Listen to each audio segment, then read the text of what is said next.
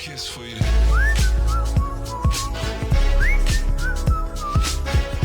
Kiss for you.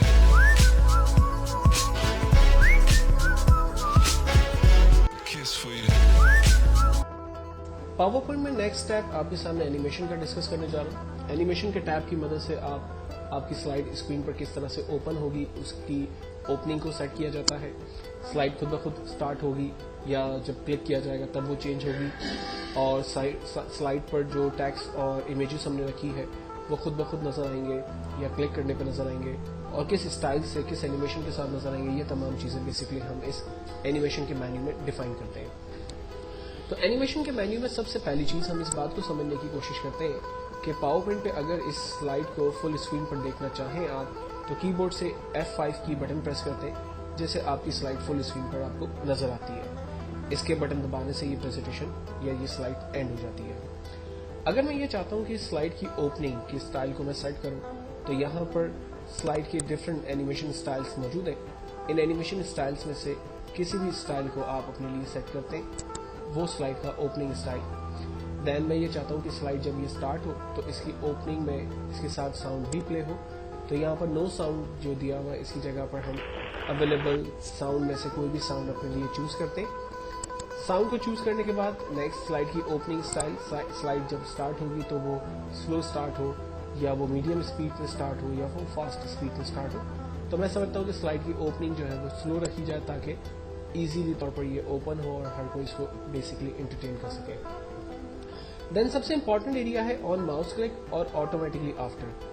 On mouse click आमतौर पे वहां रखा जाता है जहां पर एक लेक्चरर लेक्चर डिलीवर कर रहा है और वो ये चाहता है कि जब तक कि उसका पॉइंट कंप्लीट ना हो, नेक्स्ट स्लाइड सामने ना आए, और जब वो क्लिक करे तो उसकी स्लाइड चेंज हो, तो वो हमेशा यूज करे ऑन माउस क्लिक। लेकिन अगर किसी सेमिनार के अंदर किसी मल्टीमीडिया स्टॉल के ऊपर अगर एक सिंपल प्रेजेंटेशन बनाकर प्ले करनी हो, तो वहां पर ऑटोमेटिकली आफ्टर पे काम किया जाए। ऑटोमेटिकली बेसिकली एक ऐसा एरिया है जहां पर हम यूजर के सामने अपनी स्लाइड को कितनी देर तक ठहराना चाहते हैं। हम समझते हैं कि एक स्लाइड इसको रीड करने के लिए यूजर को 10 सेकंड्स इनफ होंगे, तो मैं यहाँ पर 10 सेकंड्स का टाइम डिफाइन करता हूँ ताकि यूजर के सामने ये स्लाइड 10 सेकंड्स तक रहे और यूजर उसको आसानी से पढ़ सके। तमाम चीजें फाइनल हो जाने के बाद हम कीबोर्ड से F5 का बटन प्रेस करते हैं। मेरी प्रेजेंटेशन विद साउंड इफेक्ट के साथ एक खूबसूरत स्टाइल के साथ ओपन हुई, 10 सेकंड तक यूजर के सामने रहेगी और उसके बाद ये खुद से एंड हो जाएगी। एंड होने पर ये मैसेज देती है end of slide, escape key, click to exit और anything you have to press, so हमारी प्रेजेंटेशन जो है वो यहाँ पर स्टॉप हो जाती है। देन अब मैं ये चाहता हूँ कि मेरी इस स्लाइड के अंदर जो टैक्स और अगर दूसरी स्लाइड में कोई और पिक्चर्स वगैरह ऐड किया हुआ होता, तो मैं चाहता हूँ कि उन स्लाइड्स में कुछ एक खास किस्म के एक्शंस भी दिए जाएं टेक्स्ट के ऊपर।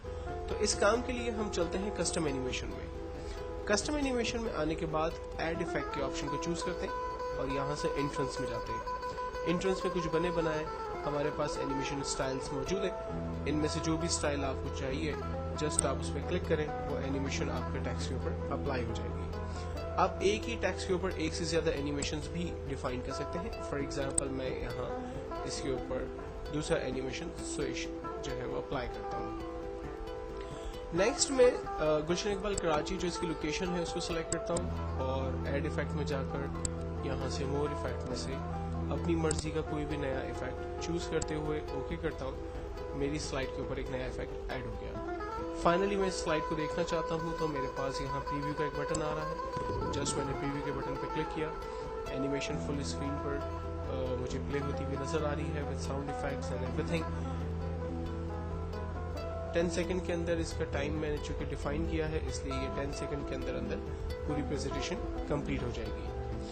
अब इस एनिमेशन की अगर जो हमने यहाँ पर सीक्वेंसिंग दी है, अगर इसको आप चेंज करना चाहते हैं, फॉर एग्जांपल अगर मैं इसे प्ले करता हूँ तो आप देखेंगे XYZ बैंक लिमिटेड पर 2 डिफरेंट किस्म के एक्शंस हैं।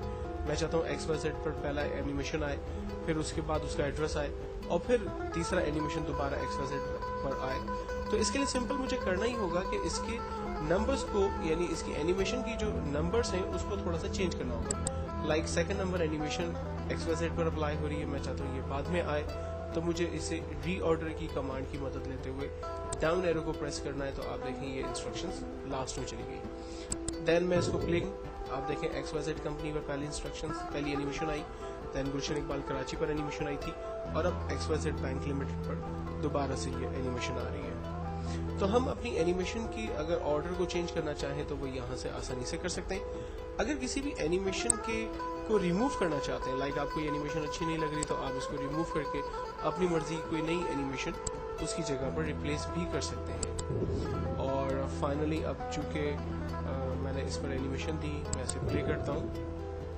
प्ले करने पर देखें एड्रेस पहले आ रहा है और बैंक का नाम जो है वो बाद में आ रहा है। तो ये एक बिग ट्रबल है जो कि नहीं होना चाहिए। इसका सिंपल सॉल्यूशन क्या है कि आप इसका नंबर जो 3 है इसको रीऑर्डर करके 1 कर दें, दैन इसको प्ले करें। अब इसकी सीक्वेंस जो है वो बिल्कुल ठीक से हो गई है।